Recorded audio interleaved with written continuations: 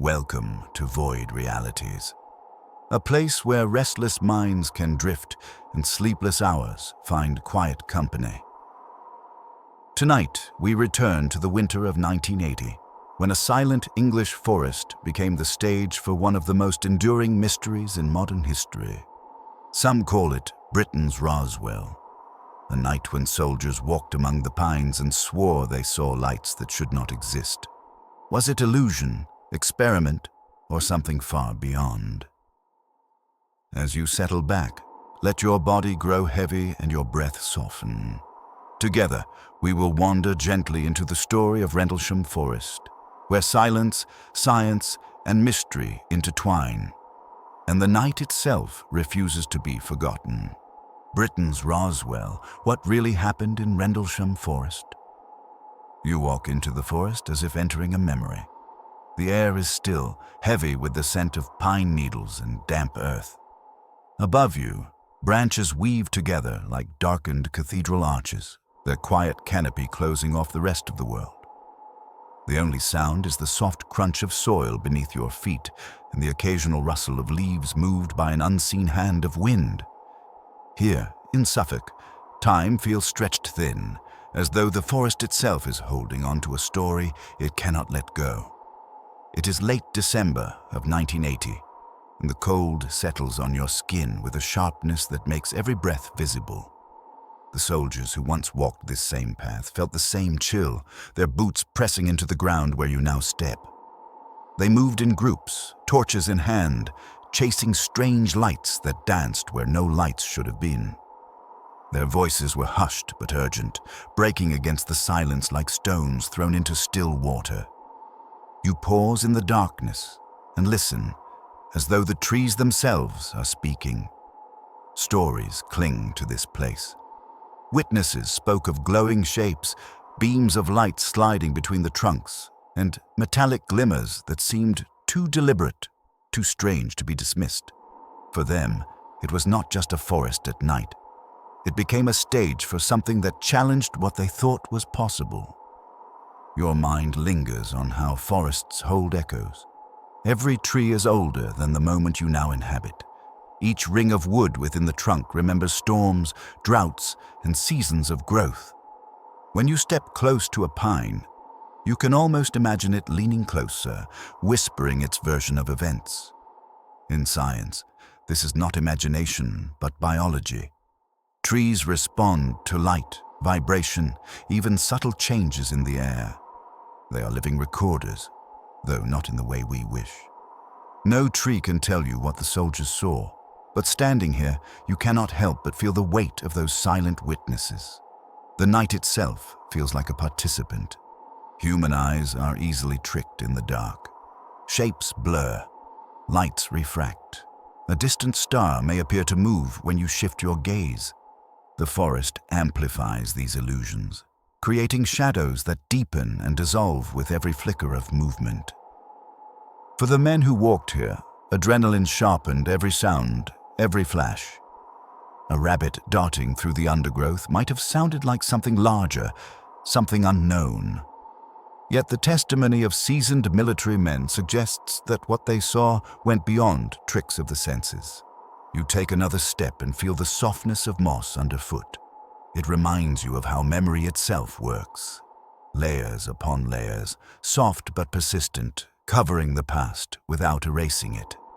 In the case of Rendlesham Forest, the memories are contested, layered with belief, skepticism, and time. Some say it was a misinterpreted lighthouse beam, steady and predictable on the horizon. Others argue for military experiments, cloaked beneath the fabric of secrecy. And still others insist it was something not of this earth. Science does not give you easy answers here. Instead, it offers ways of thinking, ways of slowing down and observing. You imagine the soldiers stopping, listening, trying to match what their eyes told them with what their training had prepared them for. In moments like that, human perception is not just a tool, but a story in itself. We are creatures that search for patterns, for meaning in the noise of the night. The forest does not give up its secrets. The air grows colder. Your breath leaves you in soft clouds, vanishing into the space between the trees. You feel a pull, as though the very act of standing here places you inside a question that has never been answered. Was it real? Was it imagined? Does the difference matter when the experience itself left such a mark on the human mind? And so you continue walking, slowly, gently, deeper into the silence. The pine branches sway overhead, brushing against one another with the sound of distant voices. Perhaps they are echoes of soldiers long gone. Perhaps they are only the trees themselves singing in the wind. You cannot say. What you do know is that the story is just beginning, and the night sky above Suffolk has not yet finished speaking. The forest grows darker, and your gaze is drawn upward. Somewhere beyond the pines, the sky itself begins to shimmer with restless light. And so the story shifts from the ground beneath your feet to the heavens above your head. You tilt your head back and let your eyes climb the darkness above the forest. The canopy parts in places, revealing a sky scattered with stars, each one a pinprick of ancient fire. Normally, the night sky brings comfort. Its stillness reminds you of how small your worries are against the weight of the cosmos. Yet here, in Rendlesham, the sky seems less like a backdrop and more like an actor on the stage, restless and alive. The soldiers reported lights that did not behave as stars should. They darted, pulsed, and split into colors that felt unnatural. Some seemed to move with intention, sliding through the treetops as though guided by an unseen hand. Imagine yourself in their position, the cold pressing against your skin, the silence of the forest, and then, suddenly, one light that bends the rules you expect the night to follow. Your body would stiffen, your heart would quicken, and your eyes would not let go of what they saw, but the science of the sky is complex, and light plays tricks.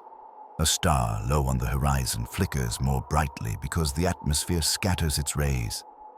Distant aircraft blink with red and green beacons, their steady paths appearing erratic when glimpsed between branches.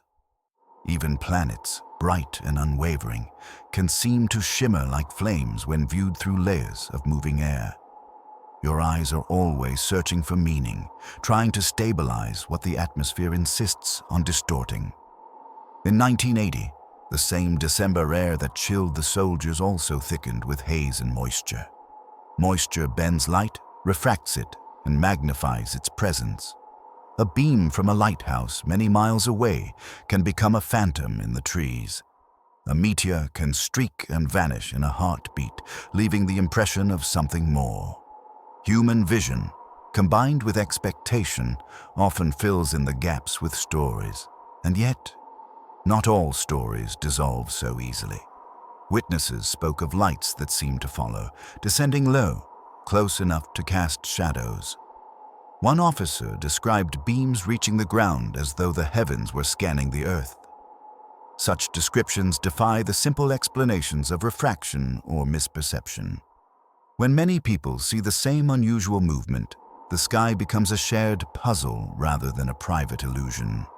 You think of how ancient people rid the skies in similar ways.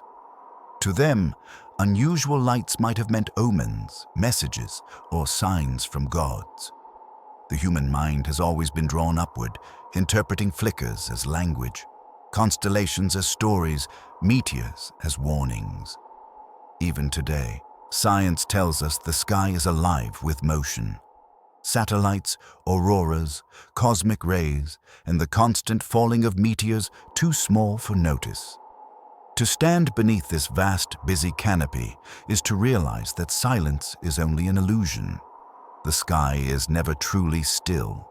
The men in Rendlesham felt that unease, the sense that they were being watched not only by their fellow soldiers, but by the very stars. Their reports were written with a kind of urgency, as though capturing the lights on paper might anchor them in reality. You can picture their pens scratching in the cold, their breath fogging as they looked back and forth between the page and the sky. And what about you, standing here decades later? You know the science of air, light, and perception, and yet part of you still feels the tingle of wonder. For the human nervous system, awe is both a mystery and a survival tool. To notice unusual movement in the sky once meant the difference between life and death. A predator swooping, a storm gathering, a sign to prepare. That instinct never left us. Even now, your body reacts before your mind has time to reason. The sky above Suffolk reminds you that truth is often layered. One layer is science, the steady rhythm of stars and planets, the bending of light through wet air, the blinking of distant aircraft. Another layer is perception, the way fear sharpens vision and wonder widens it. And beneath it all lies the oldest layer, the story your mind creates when faced with the unknown. You breathe slowly, letting your gaze rest on the stars until they blur slightly, their edges softening. In that blur, the line between explanation and mystery fades. Perhaps the lights were tricks of vision, perhaps they were more. What matters is the feeling they left behind, that for one cold night, the sky refused to be silent. And so your thoughts turn inward, not just to what was seen, but to how it was seen. For the sky is not the only storyteller. Your own eyes, and the fragile way they weave reality, carry secrets too. You close your eyes for a moment, then open them again, letting the darkness settle into focus. The act of seeing feels so simple. Light enters, an image appears. Yet in truth, vision is never only about the eyes. It is about the mind, endlessly weaving patterns from fragments. The forest at night, with its faint glimmers and shifting shadows, is not simply received by your senses. It is created by them. When soldiers in Rendlesham reported glowing shapes or moving beams, they were not just describing the sky. They were describing how their brains pieced together incomplete information. Neuroscience tells us that the eyes gather only scattered points of light. The brain fills in the rest, constructing a world that feels whole and solid. It is a remarkable system, but not a flawless one. Consider a familiar phenomenon, the way stars seem to twinkle. They do not truly flicker. It is the atmosphere bending their light. Your eyes see variation where there is none. Or think of a mirage shimmering on a hot road, water that vanishes as you approach. The image is vivid, undeniable, yet built on a misunderstanding of light and heat. In both cases, your brain gives you a story that feels real enough to believe. In the darkness, the process grows more fragile. Human eyes evolved for daylight, where colors and shapes are crisp. At night, rods in the retina take over, sensitive to faint light but poor detail. A shape glimpsed in the shadows can blur into something larger or more threatening. A flicker of movement can stretch into a chase of the unknown. The mind, eager for coherence, adds outlines, intentions, even sound. Fear and expectation guide the story further. Under stress, adrenaline heightens attention, sharpening some perceptions while dulling others. A soldier walking in the cold woods, pulse quickened by alarm, is primed to interpret lights as deliberate, not random. This is not weakness, it is survival. For thousands of years, humans needed to assume that an unusual movement might be danger. Better to mistake a shadow for a predator than to miss the predator hiding within the shadow. But there is another layer, the social layer of seeing. When more than one person looks at the same sky, perception becomes shared. If one voice says, "Do you see it?" the others search for confirmation. Eyes follow the gesture, and minds begin aligning. Soon the group carries a single story, a collective image of what may have begun as a flicker or flash. Shared sight is powerful, but it does not guarantee accuracy. It guarantees agreement. You might wonder, does this mean the witnesses at Rendlesham saw nothing real?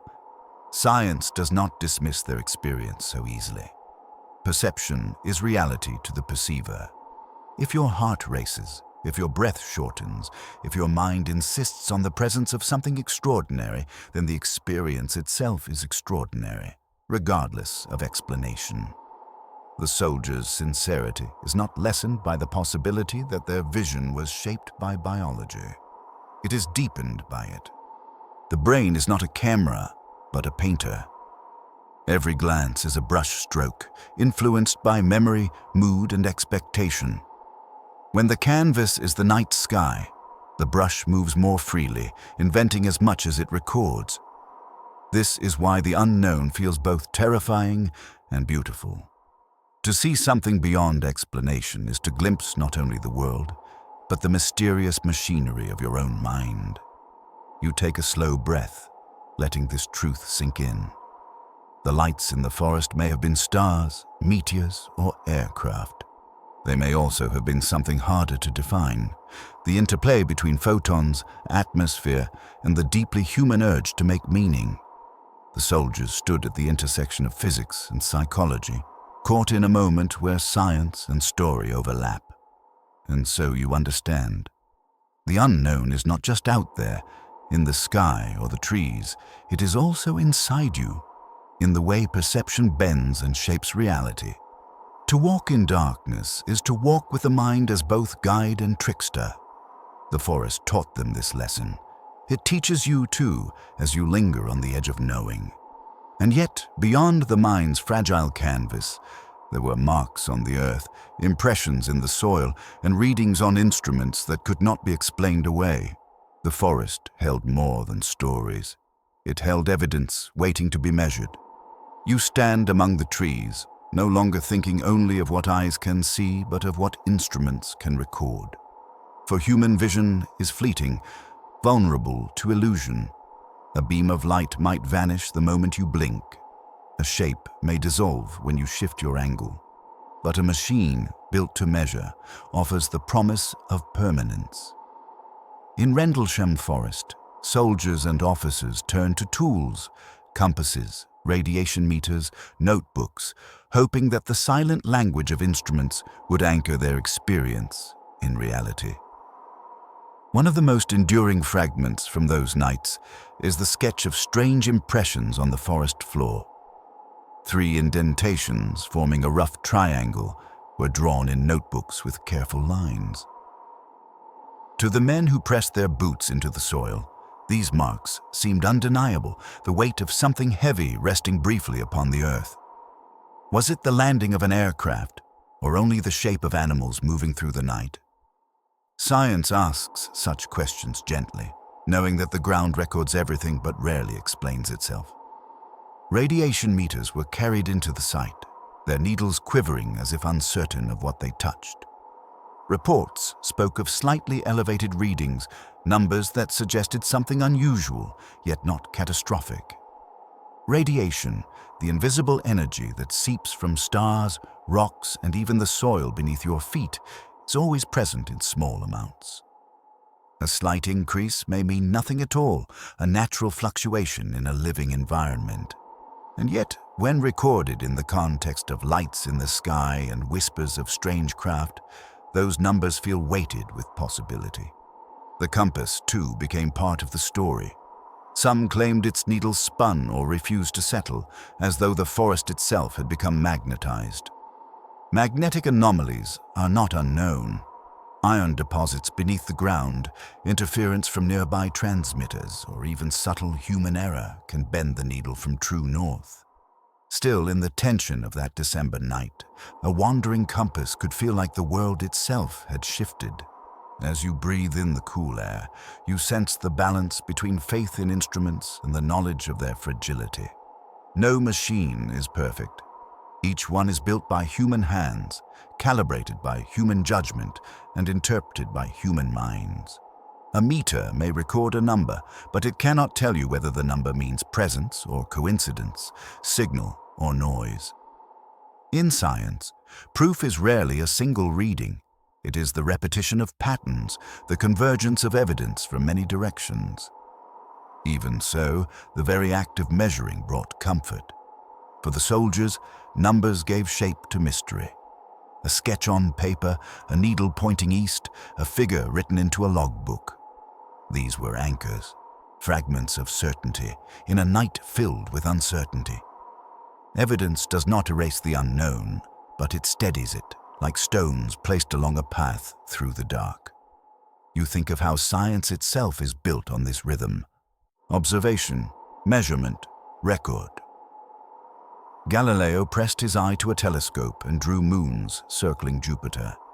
Marie Curie watched needles tremble under the invisible push of radiation. Each act was simple, but each carried the weight of trust in instruments. In the forest, the same pattern unfolded, though the questions were far less certain. And yet, Rendlesham shows the paradox of evidence. The more one measures, the more one must interpret. A sketch may be clear, but was it made from memory or direct sight? A radiation spike may be real, but is it extraordinary or merely a momentary fluctuation? Science does not shy away from these questions, but it also does not rush to answer. It sits with the numbers, turning them slowly, like stones in the hand, seeking meaning without forcing it. As you imagine the soldiers gathered around their instruments, the forest seems to lean closer, as though listening. The trees offer no confirmation, no denial. They hold the evidence without comment, letting the marks fade beneath new growth, letting the soil close around the impressions. Human tools try to hold the mystery still, but nature moves forward, covering, erasing, softening. And so you realize, evidence is not a final word, but a conversation. It speaks, then falls silent, waiting for another question, another attempt to measure. Numbers matter, but they are never the whole story.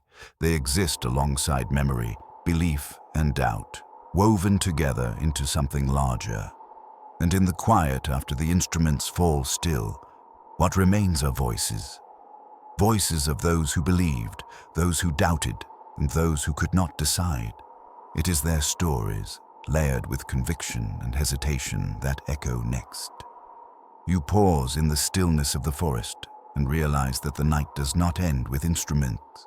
What lingers is not only radiation readings or sketches in a notebook, but voices, human voices carrying belief, doubt, and everything in between.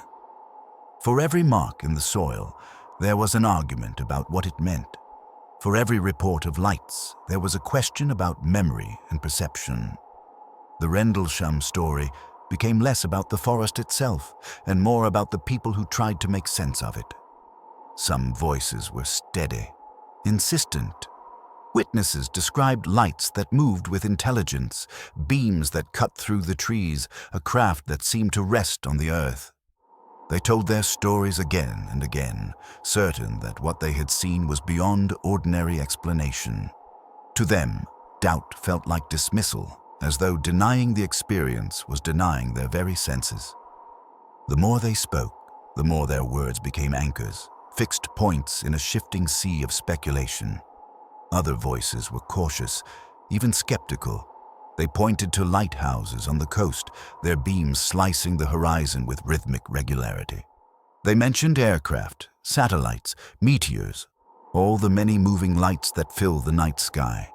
To these voices, the extraordinary claims were shaped less by truth and more by fear, fatigue, and suggestion.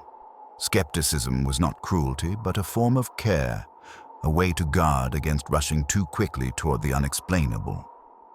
And then there were voices caught between, hesitant and unsure.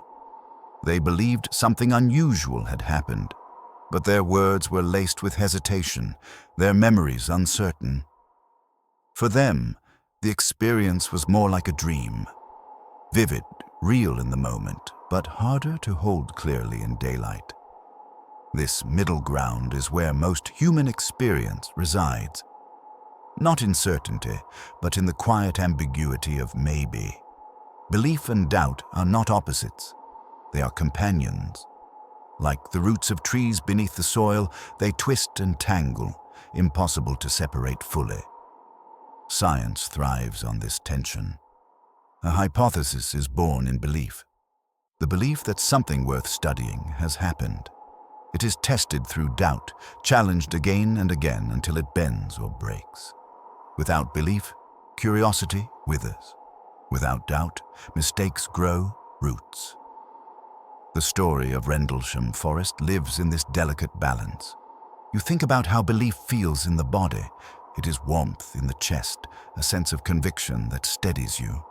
Doubt, too, has its sensation, a tightening of the brow, a pause before speaking, a space that invites questions. Both are deeply human. Both are necessary. To walk through the forest is to carry them together, one in each hand, knowing they pull in different directions but keep you from falling entirely to one side. For the witnesses, the debate was not abstract, it was personal. Careers were touched by the telling of the story. Reputations carried the weight of what was believed or rejected. To speak of lights and crafts was to risk ridicule, yet to remain silent was to betray one's own experience. In this way, the forest stretched beyond Suffolk, reaching into offices, reports, and eventually newspapers. The voices of belief and doubt traveled far, weaving themselves into public imagination. And what of you, listening now? You are not asked to decide, but to dwell in the richness of uncertainty. There is comfort in admitting that not all stories can be neatly resolved. Sometimes the value lies not in the answer, but in the space created by the question. To hear both belief and doubt is to honor the full spectrum of human response to the unknown. The forest holds both kinds of voices without judgment. Pines whisper softly, whether you believe or not. The soil does not favor skepticism over conviction. It simply receives, records, and grows. Perhaps there is a lesson in that, to let mystery live in its own time without the urgency to resolve it completely. And so, as the voices quiet, you are left with silence again. A silence not empty, but filled with lingering echoes. In that stillness, you begin to sense that mystery itself carries meaning, whether explained or not, as the night draws you toward its final reflections. The forest is quiet now. The boots are gone, the torches extinguished, the murmurs of soldiers faded into memory. Only the trees remain, steady in their silence, and the sky above them, endless in its patterns. You stand in the stillness, aware that the Rendlesham story has no final chapter. It is not a puzzle waiting to be solved, but a presence that continues to breathe in the background of history.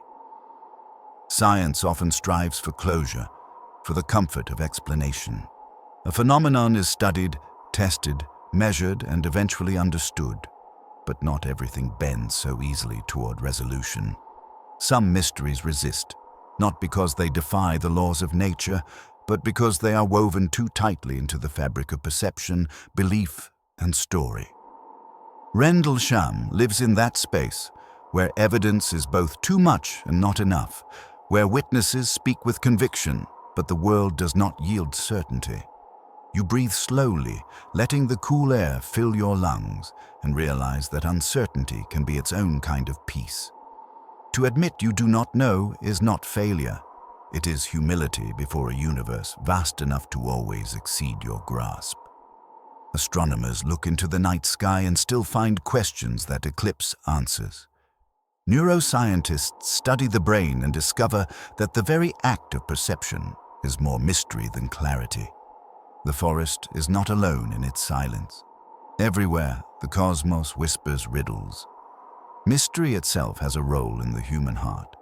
Wonder is not an accident, but a deeply rooted instinct.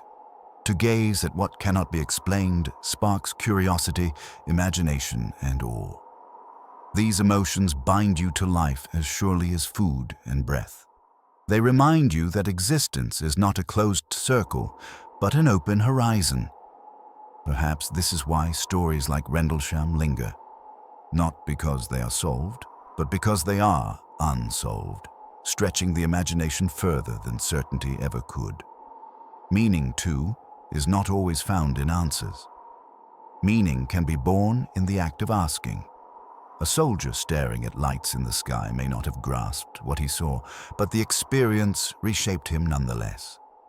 A witness drawing sketches recording readings and writing reports was not only capturing data, he was writing himself into the story of mystery. The forest became a mirror, reflecting the timeless human desire to seek beyond what is visible. As you reflect, you notice how easily belief and skepticism merge into something deeper, the simple acknowledgement of mystery as part of living. Belief says, something extraordinary happened here. Skepticism says, perhaps it was only misperception. But between the two lies another voice, softer and more enduring. Something was experienced that moved human hearts.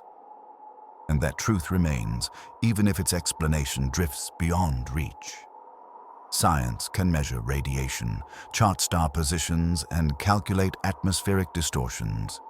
But it cannot measure the exact weight of ore in a human chest. It cannot chart the way fear sharpens vision or how wonder expands it. For that, the story itself is the instrument, and memory is the recording. The Rendlesham Forest incident, like so many mysteries, reminds you that the human experience is as much a part of science as the instruments are. You step slowly through the forest, pine needles soft beneath your feet. The soil that once carried impressions has long since smoothed over. The marks are gone, but the memory remains. This is the rhythm of time. Evidence fades, but story persists.